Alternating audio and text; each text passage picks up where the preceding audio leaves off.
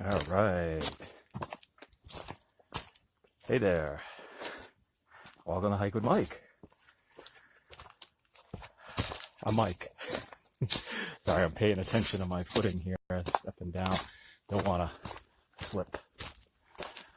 Is it amazing? I say this all the time, don't I? I guess every day can be amazing if you choose to look at it that way. It's hot out. And it's fall in New England. It's almost 90 degrees. Now, my Arizona friends and my friends in other hot parts of the world, don't laugh. 89 degrees in New England in the beginning of September is not completely rare, but it's certainly not often that this happens. I'm watching acorns drop from the trees. I'm waiting for one to beam me on the head too. And I'm sweating my tuchus off. I'm actually wearing shorts, which you guys who know me, I don't often wear shorts when I hike, but I didn't want to be. I'm already pretty sweaty, and I'm wearing my Rambo band already. My nice, I don't know what you call it, lavender one, from an old pair of Terry's shorts. She was going to toss out. I said, hey, I'll make some nice Rambo bands for my hikes and workouts. Oh, had an amazing night last night. I was up way too late. I was very exhausted. No regrets though. Got to see some really cool bands. There was a band that I had seen a while back, and they were performing about an hour away from where I live. And I made the trip out there to see them, and I have no regrets about that. They were just on point. And they're called Continuum from Connecticut. Female lead singer. She is just brutal, and it was great. Had a good time. I wanted to go say hi to them, but I was just not in any state at the moment to go there. I might have overdone it, a little pushing myself, but that's all right. Sometimes we gotta push ourselves. It's all right. And here I am again, right? I'm out in the woods. But you know me. This is my mental health. And I'm hiking locally, which for those of you who follow me know that means that I got started late today. And I want to get back home to be able to wrap up some things. I actually got to start prepping for my workshop in November. I got to do a few things. I got to give them a bio. For those of you guys who do know, I will be doing a presentation at the Toastmasters area of District 53 Fall Conference in Mystic, Connecticut. And I'm very excited about that. What an honor, especially for I'm a fairly novice speaker. I've only done my first speech with Toastmasters, and I got chosen, and I'm speaking with, I did some checks on the bios of some of the other folks, paid speakers, which is really that's quite an honor, and I'm excited about that. That's a great challenge, and it's where I want to be, so I'm awesome. Taking charge.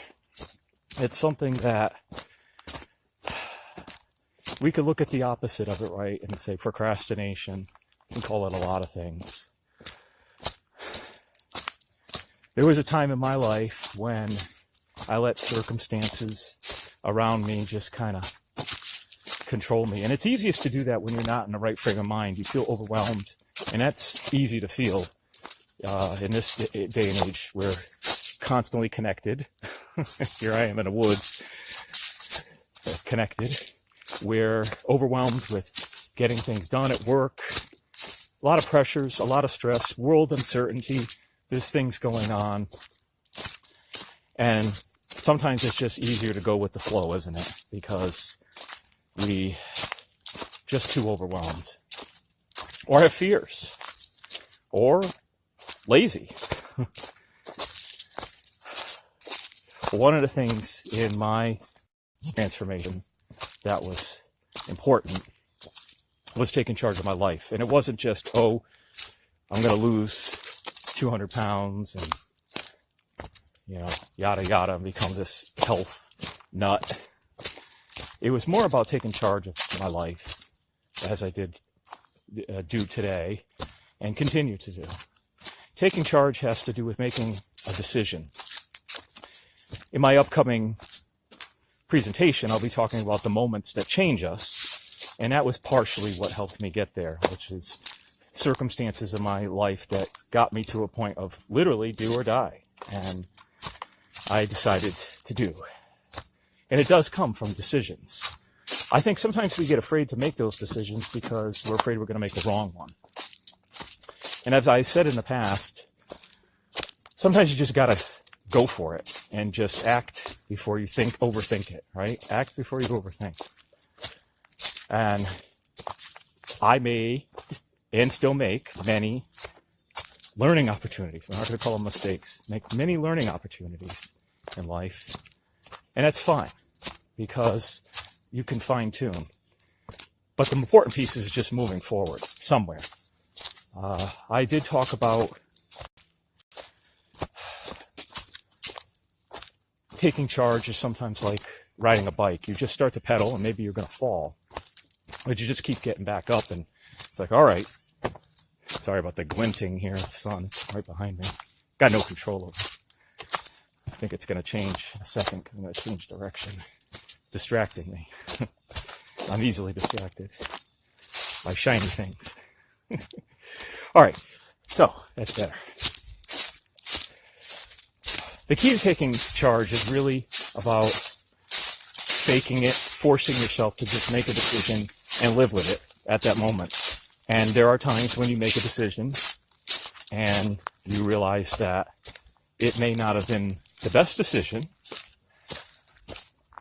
However, in my experience, I have people in my life that I know who suffer from sort of like overthinking paralysis, where you get to the point where you gotta just do something because the fear of making a mistake will overwhelm you to the point where you just won't do anything. And obviously that's not good either. It's okay to make mistakes, I guess, as long as they're not fatal, right? But you gotta have trust and faith in yourself that you'll figure it out. I have a friend who I spoke to recently who's going through their own personal journey. And one of the things this person's afraid of is the next leg of the journey. Okay, so get to their goal, and then they're worried about, okay, how do I live the rest of my life? What am I going to do? And it's similar. It's the same journey I went through. And as I'm talking to and counseling this person, I always mix talking and counseling, talking. As I'm talking to this person, it's like bringing back memories things I went through, because you just get to the point where you get so overwhelmed that you can't make decisions. And I said, you just got to keep pushing forward. You're going to make mistakes. You have to. You can't learn. I mean, I think people, when they ask me my secret, or they want me to give the answers about weight loss, I can tell you what worked for me, and I can tell you what didn't work for me. I don't know what's going to work for you. And it's not just about that, but it's an example of, you got to just kind of have faith that it'll work out over time. But don't let the fear, snake, went away. Saw a really cool black snake yesterday. I'll talk about that later, speaking of fears, which I don't actually fear snakes. I do have a lot of friends who do. But I actually, let me tell you that story and we'll go back. So I was walking along the trail. I was on my way back and I was pretty tired. And I happened, I was looking down because when you hike, you got to look at your footing so you don't trip. And I saw a tail and I'm like, oh, snake. And I literally, my right foot was about 3 inches. And the rest of the snake was kind of hidden under, I don't know, it was like, I think it was a log or something. And I was like, all right, I gotta get a picture of this baby. And it was a big snake, because I saw the rest of it as it sorted off. And just as I reached in to grab my phone, and I was trying to be real quiet, the snake whipped its tail, did this almost like rattlesnake thing, and it just whipped off down this hill. It was right on the edge of the hill. It did startle me at first, because, you know, I didn't expect it to. Dude, I've seen snakes do that, but it was just kind of, you know, I didn't want the thing to jump at me, even though black snakes are fairly benign. Nobody wants to be attacked by a snake. But I was like, well. The best thing too, even if you are afraid of snakes, you know, don't make sudden moves if you don't want, especially a poisonous snake, to attack you. All right, back. Again, you guys know my style. I tend to be, which is why I'm in Toastmasters, because I tend to be a little disorganized with my thinking. Taking charge. We're not going to beat this to the nth degree, but in my estimation, and what I've learned about taking charge is this, and here's this analogy that I use. In life, you can think about yourself inside of a boat, floating down a river.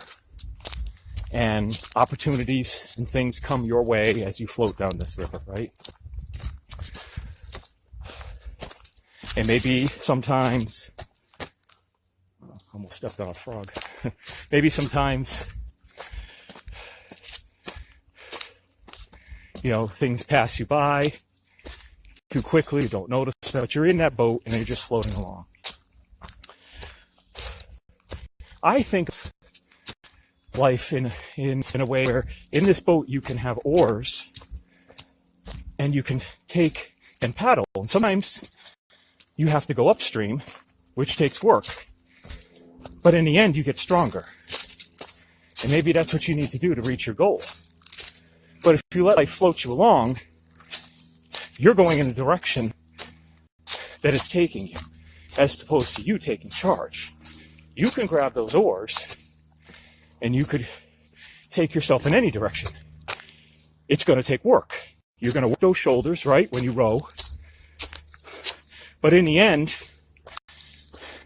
it's going to strengthen you physically, right?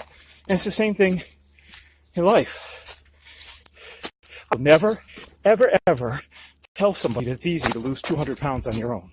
I think you guys know that. I'm going to tell you that. I'm not going to tell you everybody can do it. You have the potential. Well, unless you weigh 200 pounds. But the point is, you have the potential to do amazing things. But it's not going to be handed to you. So when people ask me, what's your secret? I don't have any secrets.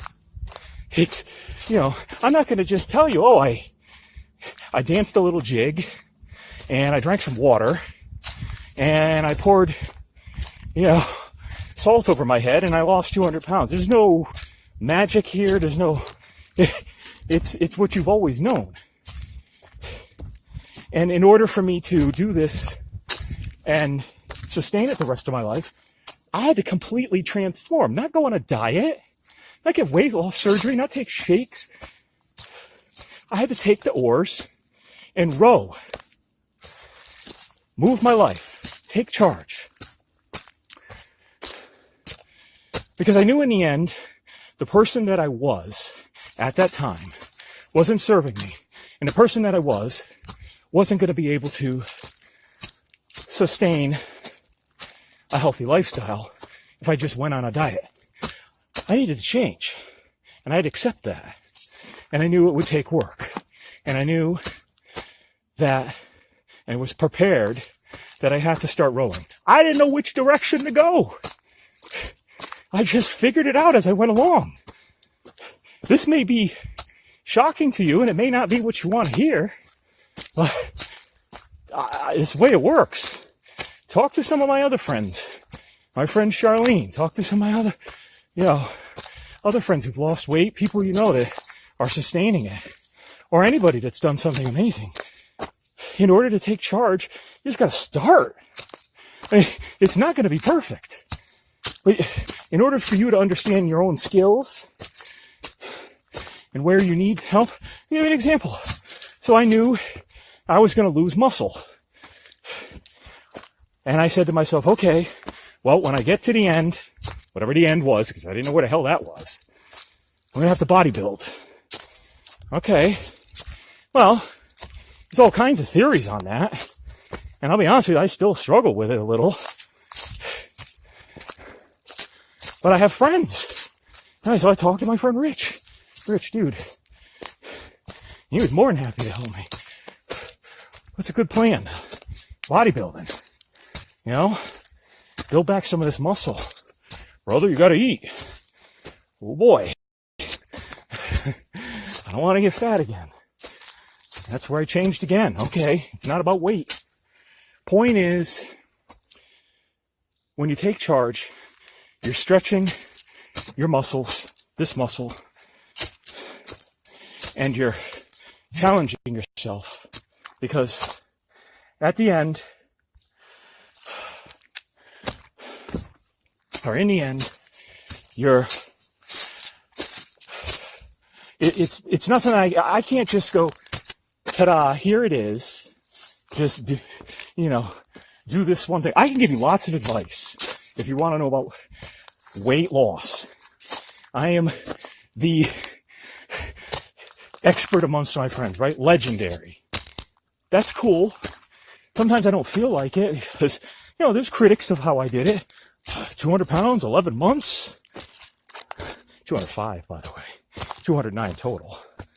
Oh, you gained back weight. Yeah, I did. I had to put back on some muscle. A little gut. It's fine. It's not about that. Digress.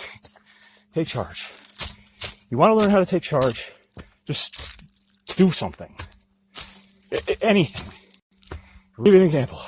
If losing weight is your goal, you got two things you need to do. And I'm going to tell you three, but let's start with two. You need to start looking at what you're eating. I suggest tracking it. People don't like that. I can tell you why. It makes you accountable, but you need to be. You need to understand what you're eating. And you got to do some sort of exercise. You don't like exercise? Walk 5 minutes around the block if you can. Or move your arms. Whatever you're capable of. My knees hurt. All right. Swim. Find something. At the end of the day, you got to move. The point is, you got to take charge. It's just, I can't do it for you. No one else can do it for you. You got it. It's your life, right? You got to take charge of it. If I hadn't taken charge of my life, I may not be here today. I was a death train in terms of my health, and I was suicidal, which again, a lot of you people didn't know. Okay, I didn't have the razor to my wrist, but certainly it's not a good feeling to wish you were dead. So my point is, I changed all that. I love my life. I truly do. And you deserve to feel that way too. I truly love my life because I created it and I took charge.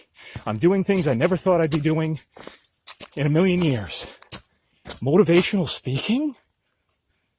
I hated myself. I realize now the gift that I have, people want to hear, and I want to give it to you.